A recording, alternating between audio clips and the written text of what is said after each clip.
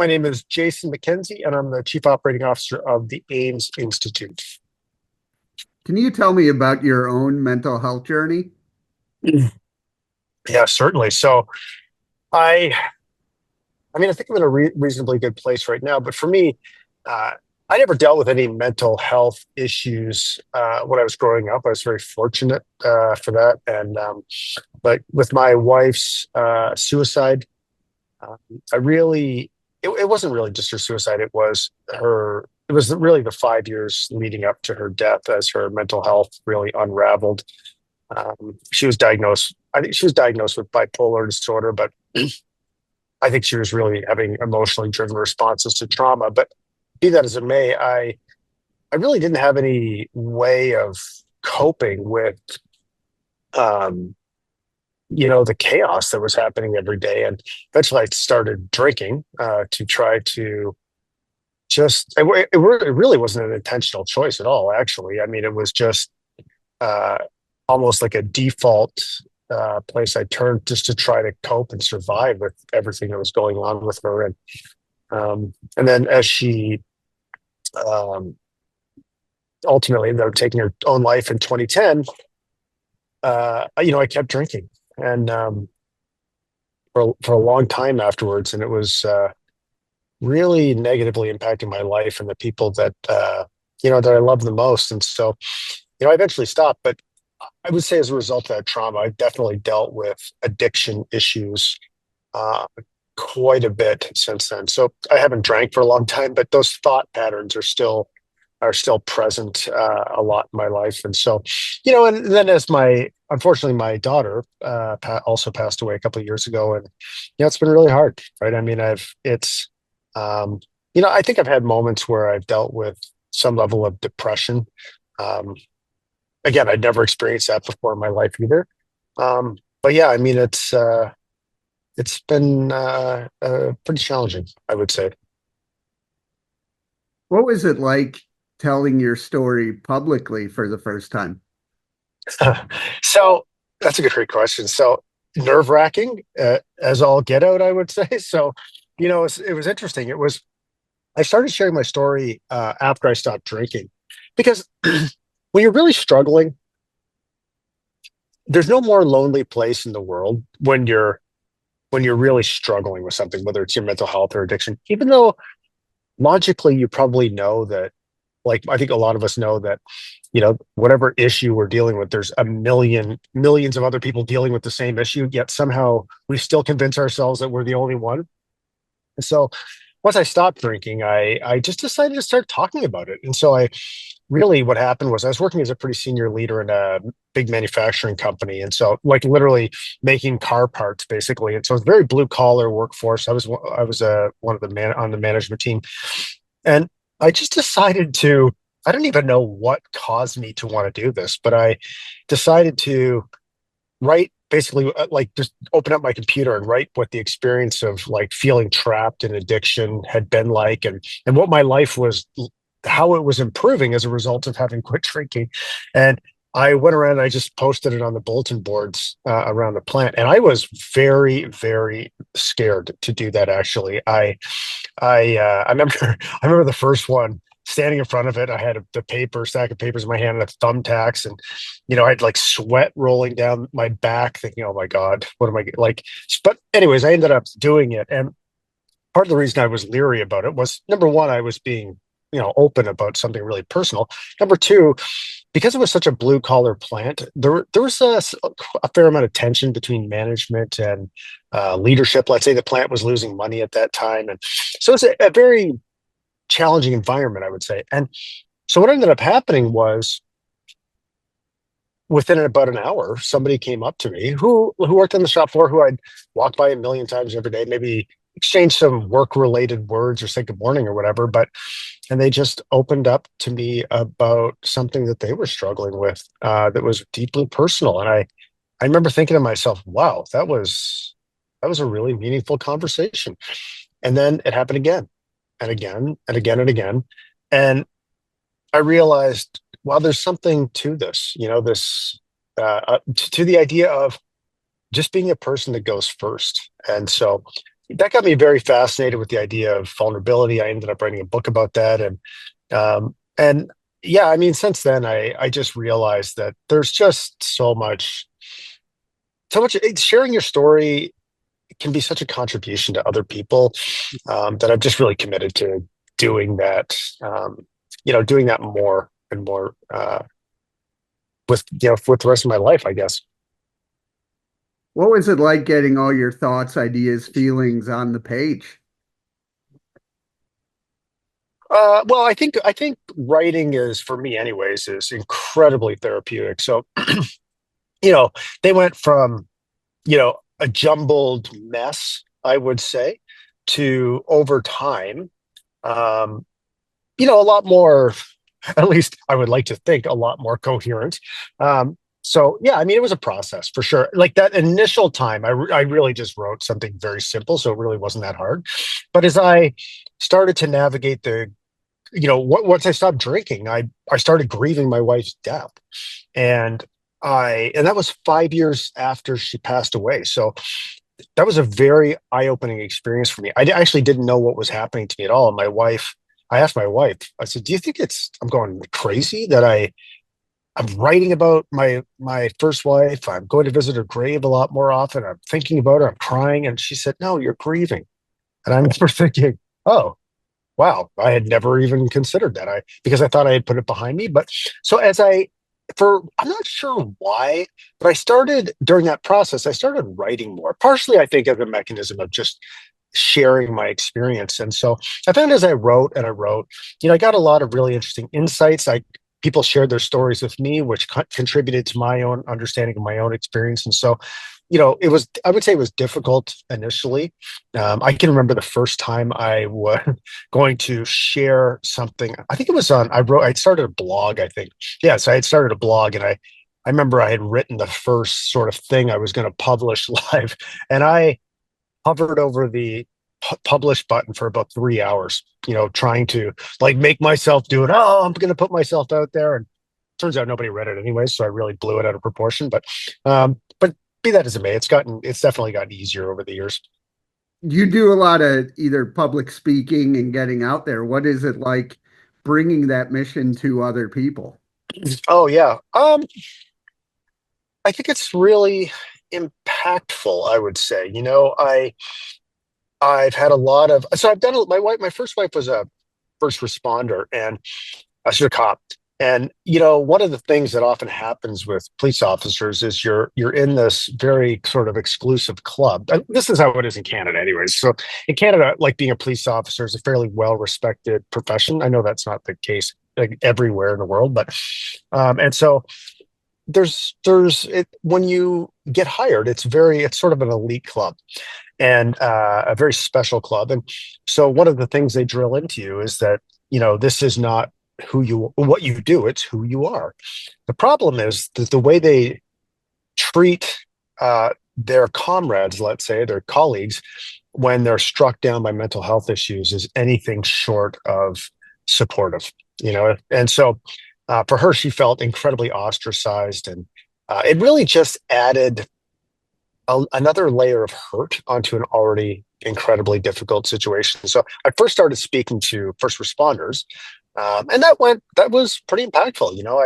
I had a lot of really great conversations after and stuff. But I think what I found that I actually don't love the public speaking thing all that much, and I think it's because it feels really transactional, in the sense that in the sense that I I would speak to them. I would have some wonderful conversations afterwards. And then I would really not talk to very many, like hardly ever again. I wouldn't really talk to any of them. And I would always wonder, what impact did that actually make? Did it actually contribute to making some kind of structural impact, or really impacting someone's life? And I really didn't know.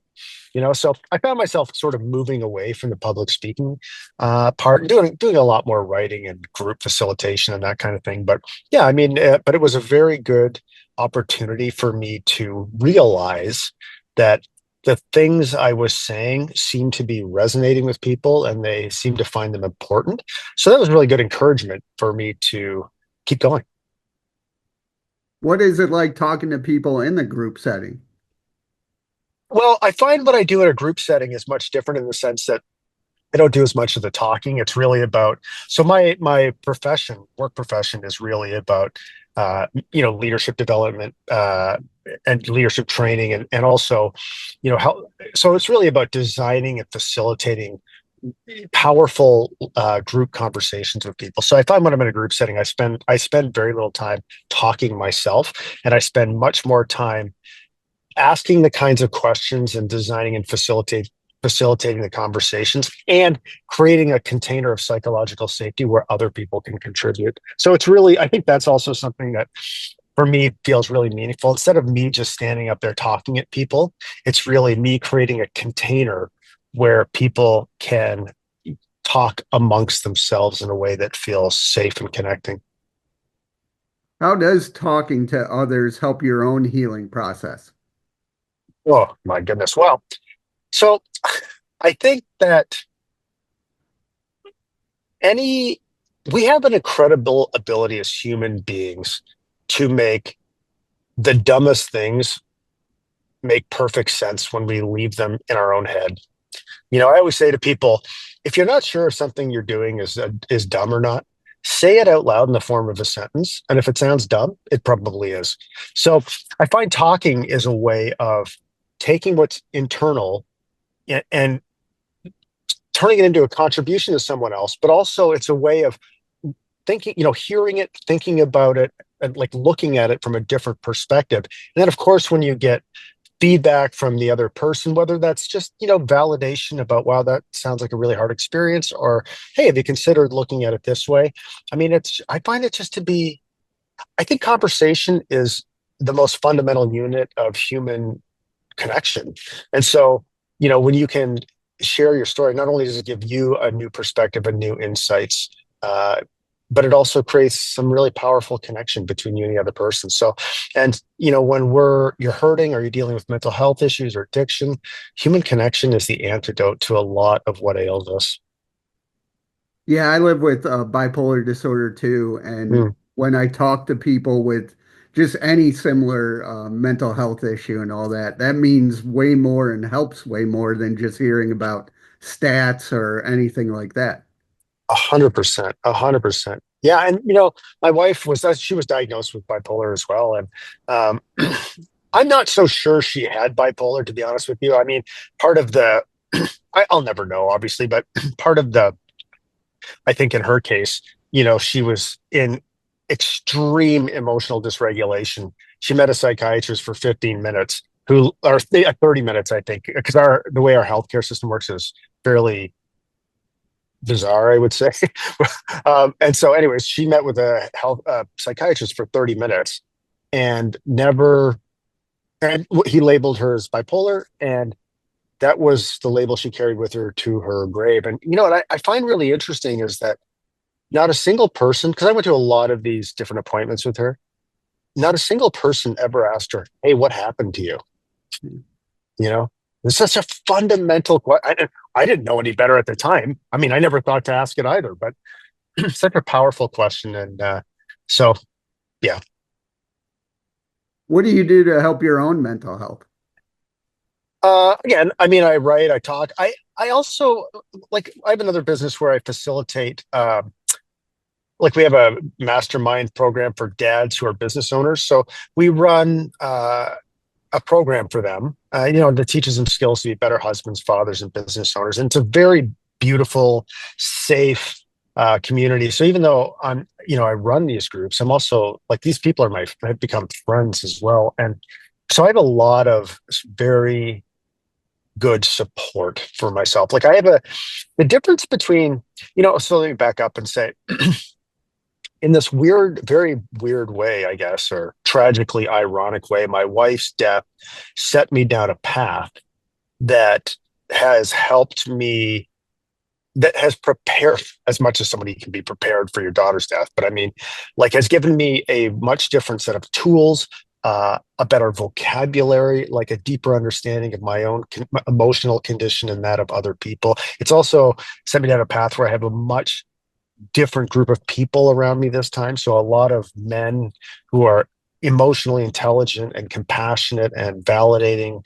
So, all of that has just made a huge, huge difference in the most painful experience of my life. And it certainly doesn't take the pain away. Like losing a child is horrific, but it certainly makes it a little bit more bearable to know that I have people in my corner and I have a set of tools that I can apply, let's say, to even in even in the worst moments. Sometimes the best those tools can do is just help me not make things worse than they already are, because there's a million ways you can make it worse. But yeah, I just have a different set of tools and a different group of people around me that's really, really been life changingly helpful, let's say. With you helping leaders and entrepreneurs, what is it like for them to try to avoid the pitfalls of super stressed out situations or anything like that? Oh, I think, what's interesting is I think a lot of the tools and ideas that help somebody, say, navigate grief or support a loved one dealing with mental health issues are really just tools that apply to so many situations in our lives. And so, for example, like one of the things I coach leaders on a lot is, for example, how to set boundaries.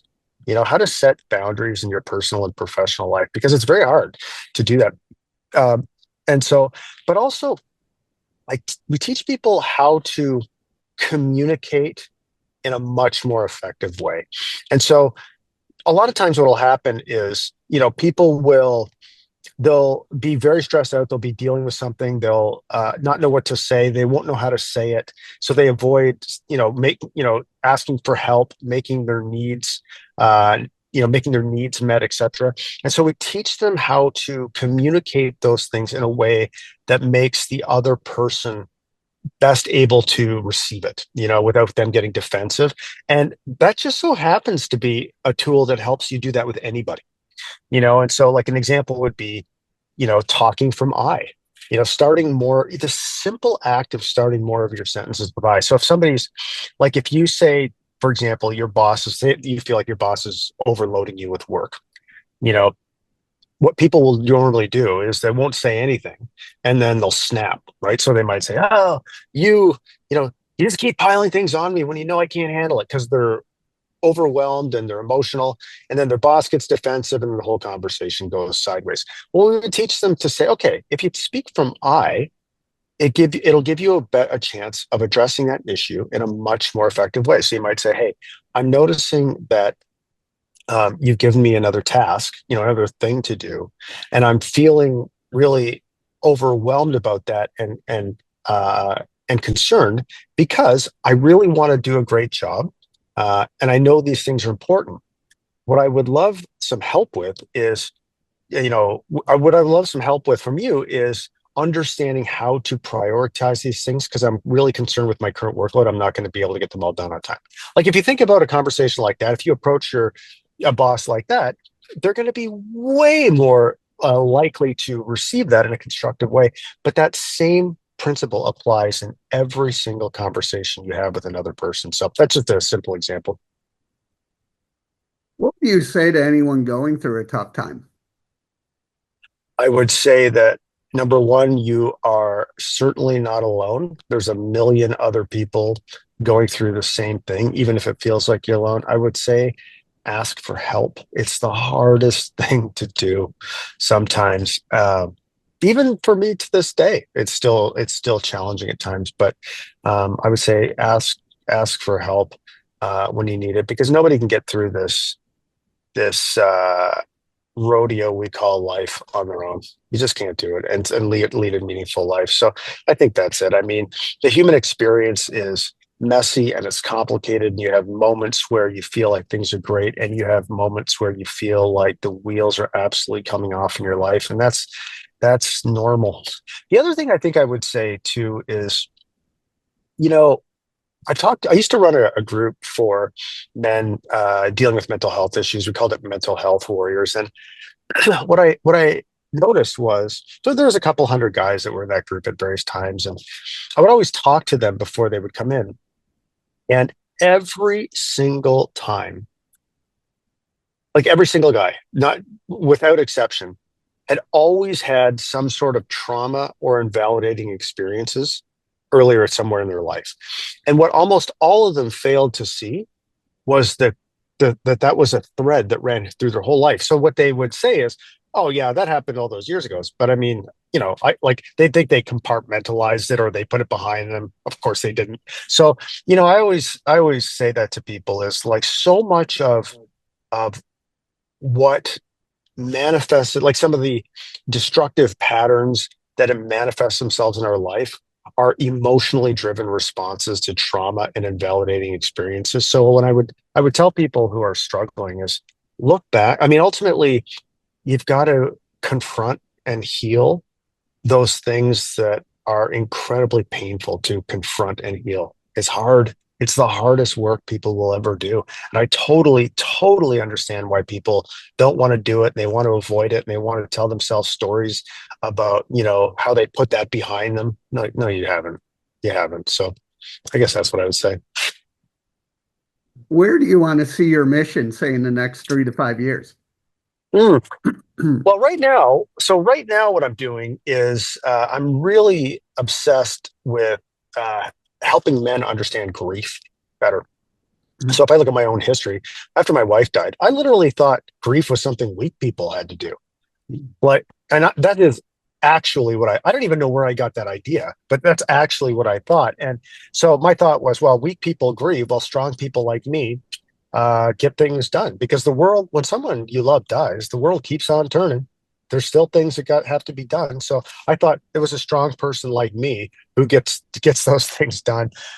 So what I'm really interested about right now is I'm writing a book about grief for men. I'm calling it Man Down.